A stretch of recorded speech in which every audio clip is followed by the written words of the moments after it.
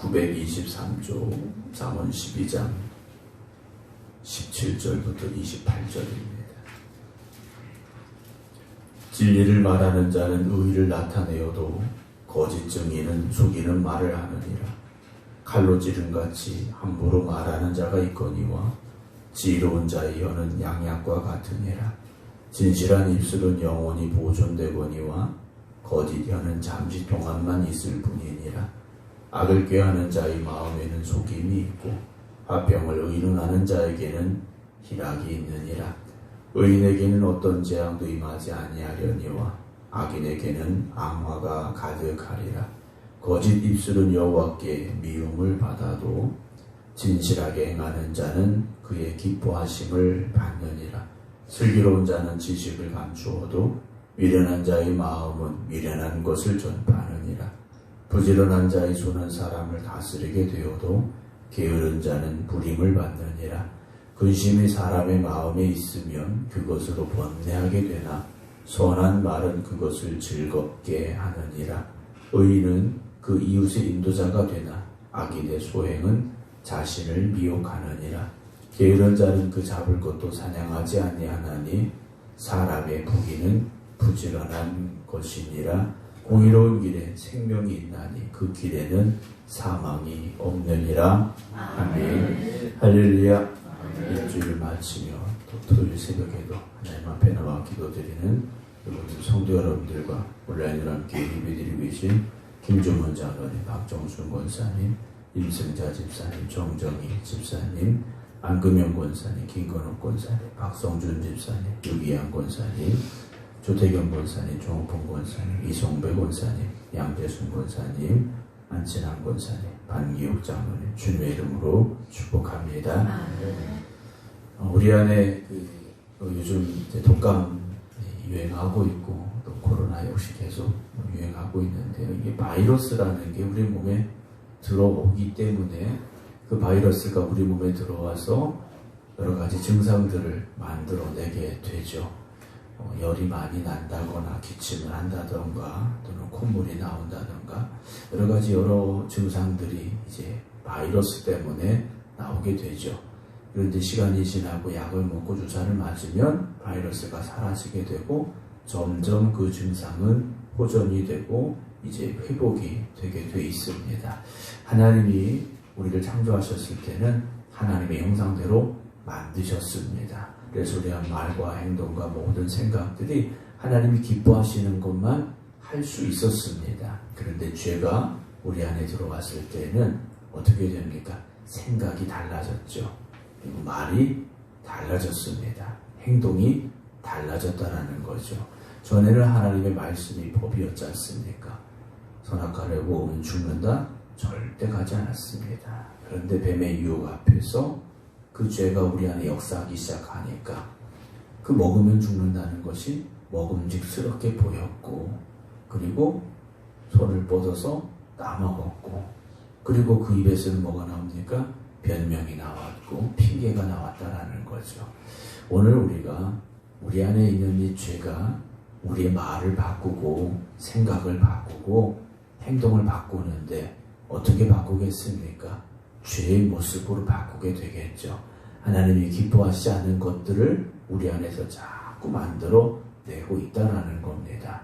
그래서 우리는 주님 만나고 그 은혜로 말미암아 살아감을 고백하고 성령님께서 우리 안에 역사하심으로 말미암아 우리 안에 악하고 더럽고 추한 것들이 점점 사라져 가야 되고 그래서 거룩하신 하나님 앞에 성화된 모습으로 설 수 있는 우리가 되기를 힘쓰고 노력할 수 있기를 주님의 이름으로 축원합니다.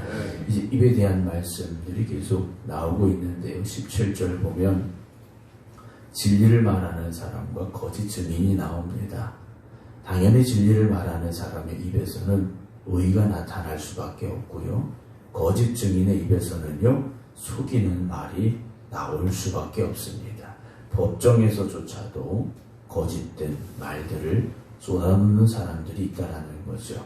우리 그리스도인들은 어디서든지 진실되기를 주님의 이름으로 축원합니다. 진실된 말들만 해야 됩니다. 우리의 입에서 거짓된 말들이 나오고 속이는 말들이 나오고 세상의 말들이 나오고 이래서는 안 됩니다. 요즘 말들을 보면 참 악해졌지 않습니까? 악한 말들이 그렇지 않은 것처럼 자연스럽게 쓰여지고 있는 시대가 되고 말았다라는 거죠. 그만큼 세상에 악이 가득하기 때문에 이것이 악인지 거짓인지 참된 것인지 진리인지 잘못된 것인지 그 구분이 애매모호해지고 있다는 거죠. 그럴수록 저나 여러분들은 참된 말, 진리의 말만 할 수 있기를 주님의 이름으로 축원합니다.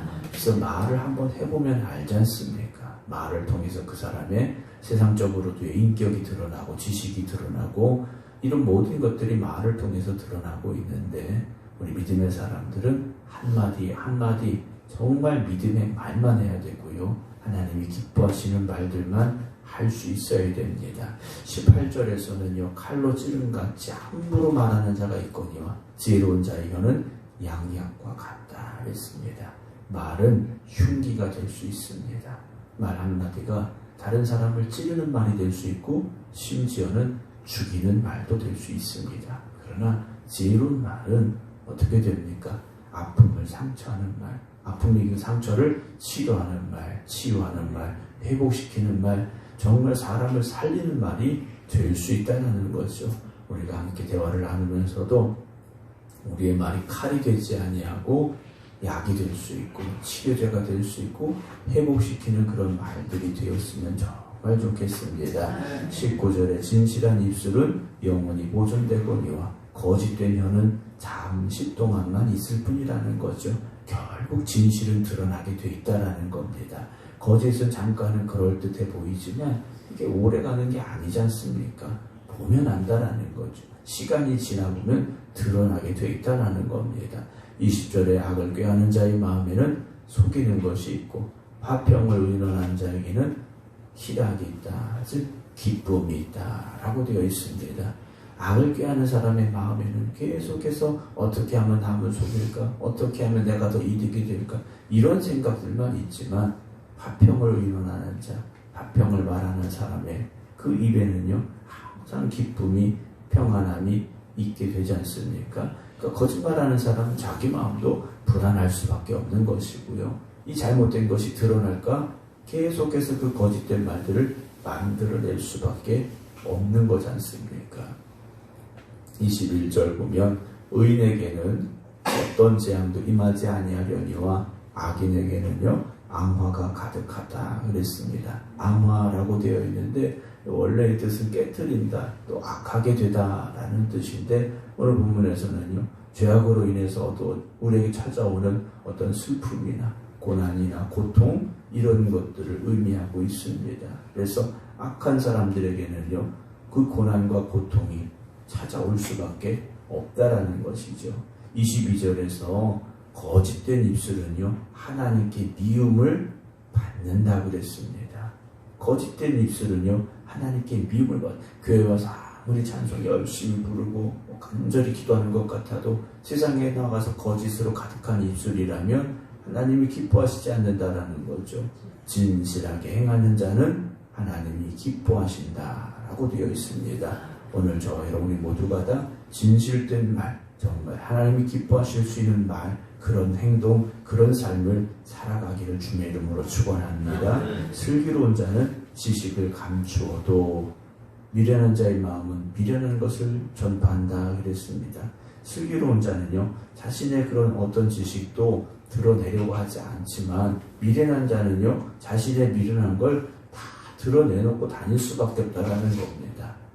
자신이 안 그런 것처럼 살아간다 할지라도요 거짓되고 악한 것들, 미련한 것들 이런 것들은요 당연히 다 드러날 수밖에 없고요 알게 된다는 거죠. 부지런한 자의 손은 사람을 다스리게 되지만 게으른 자는요 남의 부림을 받을 수밖에 없고요. 25절에 근심이 사람의 마음에 있으면 그것으로 번뇌하게 되나 선한 말은 오히려 사람을 기쁘고 즐거운 삶으로 이끌어가게 된다라고 기록을 하고 있습니다. 여러분 우리의 마음속에 어떤 세상의 근심과 염려가 아니라 하나님의 은혜로 충만하여지고 하나님이 주시는 기쁨으로 가득할 수 있기를 주의 이름으로 축원합니다. 그러려면 우리의 입으로 선포하시기 바랍니다. 상황이 힘들 수는 있죠. 어려울 수 있습니다. 그렇다고 그래서 힘들어 죽겠네, 어려워 죽겠네 이런 말이 아니라 하나님이 나를 살리실 것이고 하나님이 나를 회복시켜 주실 것이고 하나님이 나를 통해 역사하실 것입니다. 여러분 말로서 선포하시기 바랍니다. 믿음의 말을 선포하시기 바랍니다.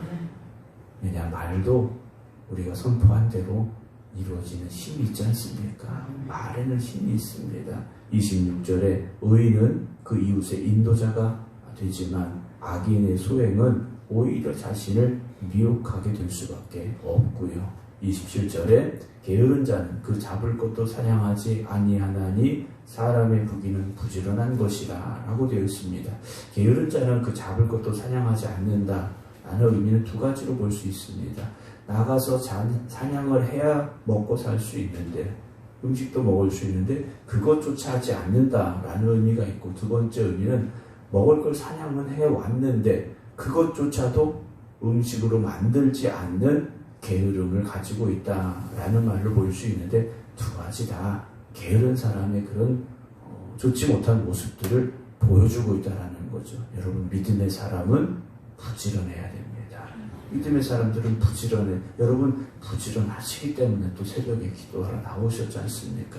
모든 일에 있어서 정말 믿음의 사람들은 항상 부지런해야 됩니다. 부지런하되 그냥 부지런한 것이 아니라 하나님의 영광을 위해서, 하나님 주신 사명을 위해서 부지런하시기 바랍니다. 그런데 점점 어떻게 됩니까?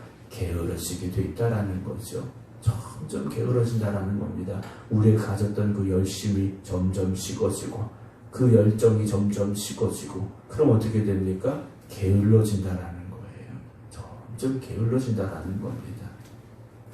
그러나 점점 더 부지런해지고 더 열심히 써시고 더 열정이 있는 저와 여러분들이 되기를 주의 이름으로 축원합니다. 그래서 마지막 28절에 공의로운 길에는 생명이 있지만 있나니 그 길에는 사망이 없다라고 되어 있습니다.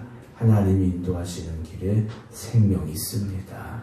우리는 생명의 길로 가는 사람들이지 않습니까? 오늘도 저와 여러분들이 가는 그 길이 하나님이 이끄시는 길, 생명의 길, 의의 길, 진리의 길, 복된 길, 그 길만 걸어갈 수 있기를 주의 이름으로 축원합니다. 기도하겠습니다.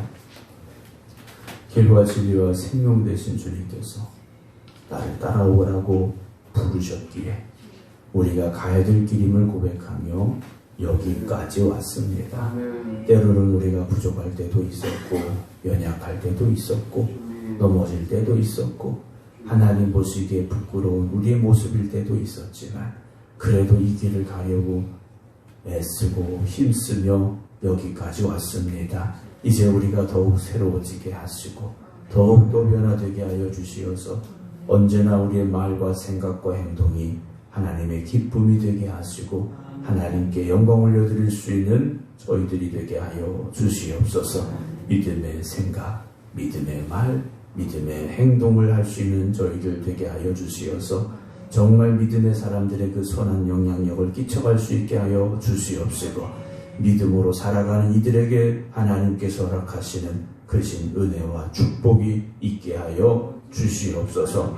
오늘도 우리 자신을 돌아볼 수 있도록 깨어있게 하여 주시옵사오니 오늘도 성령님께서 우리 안에 역사하여 주시어서 우리 안에 혹시나 있는 악하고 더러운 것들 다 내어버리게 하여 주시옵시고, 영적인 게으름도 내어버리게 하여 주시옵시고, 우리의 힘과 능력을 다하여서 최선을 다하여서 하나님의 영광을 위해 살아갈 수 있는 저희를 되게 하여 주시옵소서.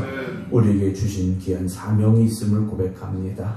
그 사명을 감당하기에 오늘도 최선을 다할 수 있는 저희를 되게 하여 주시어서 우리의 말과 행동을 통하여서 정말 오직 하나님만 영광 받으시는 우리의 삶이 되게 하여 주시옵소서. 일주일의 삶을 주님과 동행하며 살아온 하나님의 백성들이 오늘도 하나님 앞에 나와 기도드립니다. 각자의 믿음의 제단 앞에서 또한 하나님 앞에 부르짖어 기도합니다. 주님, 저희들을 붙잡아 주시어서 날로 날로 강건하게 하여 주시옵시고 더욱더 하나님께 기쁨이 될 수 있는 삶으로 나아갈 수 있도록 저희를 붙잡아 인도하여 주시옵소서. 이제는 우리 주 예수 그리스도의 은혜와 아버지 하나님의 무한하신 사랑하심과 성령님의 감동 감화 역사하심이 오늘도 우리의 말과 우리의 생각과 우리 행동을 주장하여 주시옵시사 하나님의 기쁨이 되는 삶이 되게 하여 주시옵소서. 기도드리는 모든 성도들 위해 이제부터 영원토록 함께 하시기를 간절히 축원하옵나이다. 아멘.